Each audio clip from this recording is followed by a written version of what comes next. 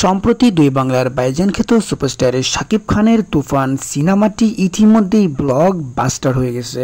শাকিব খানের তুফান সিনেমাটি মুক্তি দেওয়া হয়েছিল। সিনেমাটি বাংলাদেশে সুপার ডুপার বাম্পার হিট হয়ে গেছে, তা আপনারা সবাই অবগত আছেন।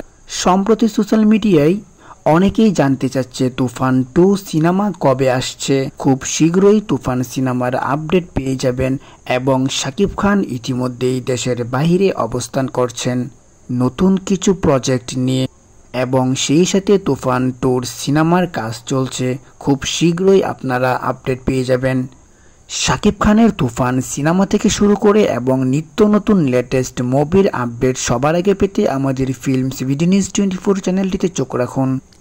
গোপন সূত্র থেকে জানা যায় সুপারস্টার শাকিব খান দেশের পরিস্থিতি স্বাভাবিক হলে তুফান 2 সিনেমার কাজে নামবেন। সেই সাথে আরো কিছু প্রজেক্ট রয়েছে।